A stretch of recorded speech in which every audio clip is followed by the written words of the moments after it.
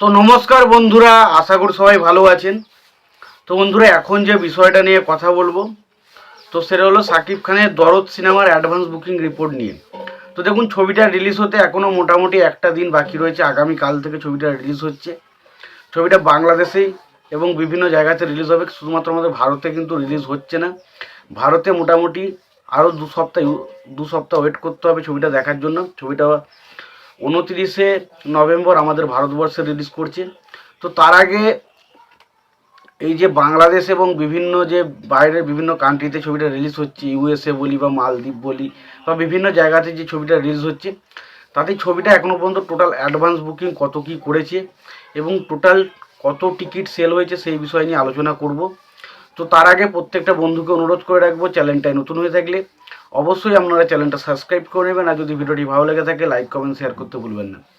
তো দেখুন, প্রথমত আমি যদি অ্যাডভান্স বুকিংয়ের কথায় আসি, তো এখনও পর্যন্ত অনন্য মামুন এই ছবির যে পরিচালক, তিনি কিন্তু একটা জায়গায় পোস্ট করেছেন এবং সেখানে তিনি পরিষ্কারভাবে জানিয়েছেন যে দরদ ছবিটা এখনও পর্যন্ত টোটাল যে টিকিট সেল হয়েছে সেটা হচ্ছে 5,000+।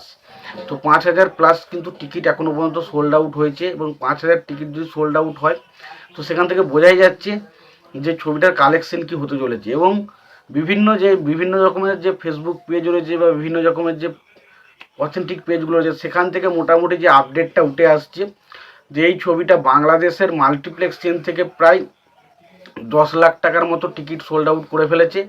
এবং যদি টোটাল টিকিট সোল্ড আউটের কথা বলি, সেটা মোটামুটি 18 থেকে 20 লাখ টাকার মতো কিন্তু সোল্ড আউট হয়েছে।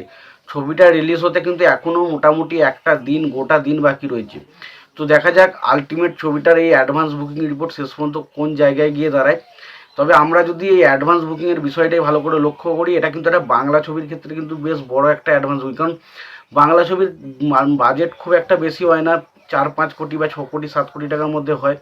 এবং সেখানে যদি শুরুতেই যদি অ্যাডভান্স বুকিং মোটামুটি ধরুন 20 লাখ টাকার ওপরে থাকে বা 25 লাখ টাকার ওপরে থাকে, সেখানে বোঝাই যায় যে ছবিটা হয়তো ডে ওয়ানে হয়তো কোটি টাকার উপরে কালেকশন করতে চলেছে। তো মোটামুটি ধরে রাখুন যা যে অ্যাডভান্স বুকিং হয়েছে এবং আজকেও অ্যাডভান্স বুকিং হবে, তাতে ধরা যাচ্ছে মোটামুটি 30-40 লাখের মতো তো অ্যাডভান্স বুকিং আরামসে হতে চলেছে। এবং যে ছবিটা 30-40 লাখের মতো অ্যাডভান্স বুকিং করবে, সেখানে আবার স্পট বুকিং থাকবে। তো মোটামুটি ধরা যায় ছবিটা কিন্তু ডে ওয়ানে মোটামুটি 1-1.5 কোটি টাকার ওপেনিং কিন্তু শিওর শট নিতে চলেছে। তো দেখা যাক আলটিমেট অ্যাডভান্স বুকিংটা কত কী হয় এবং বক্স অফিসে ডে ওয়ানে কালেকশনটা কত আসে। তবে যা অ্যাডভান্স বুকিং হয়েছে সেটা থেকে একটা জিনিস শিওর, যে সাকিব খানের প্রথম যে ছবিটা এবছর এসেছিলো, যেটার নাম হচ্ছে রাজকুমার, তো সেই ছবির যেটা কালেকশন হয়েছিল মোটামুটি আমরা জানি মোটামুটি 25-30 লাখের মতো কালেকশন হয়েছিল, সেটা কিন্তু অ্যাডভান্স বুকিং থেকেই কিন্তু সেই রেকর্ডটা ব্রেক করে দেবে বলে মনে হয়। তো দেখা যাক সেটা হয় কিনা। এবং মেন যেটা বিষয় থাকবে সেটা হচ্ছে সাকিব খানের আগের ছবি যেটার নাম হচ্ছে তুফান, যেটা বিশাল একটা কালেকশন করেছিল। তো সেই কালেকশনের রেকর্ডটাকেই ব্রেক করতে পারবে এই দরদ ছবিটা, সেটা দেখার মতো বিষয় হবে। এবং দেখা যাক আলটিমেট ছবিটা কতটা ভালো হয়। তো তোমাদের এই বিষয়টা নিয়ে কি মতামত তোমরা জানিও। তোমাদের এই অ্যাডভান্স বুকিং রিপোর্ট নিয়ে তোমাদের কি মতামত রয়েছে তোমরা জানাতে পারো। আর তোমাদের যদি ভিডিওটি ভালো লেগে থাকে লাইক কমেন্ট শেয়ার করতে পারো। চ্যানেলটায় নতুন হয়ে থাকলে অবশ্যই তোমরা চ্যানেলটা সাবস্ক্রাইব করে নিয়ে পাশে বেল আইকন অবশ্যই প্রেস করতে পারো। ভালো থেকো, সুস্থ থেকো, দেখা হচ্ছে পরে ভিডিওতে।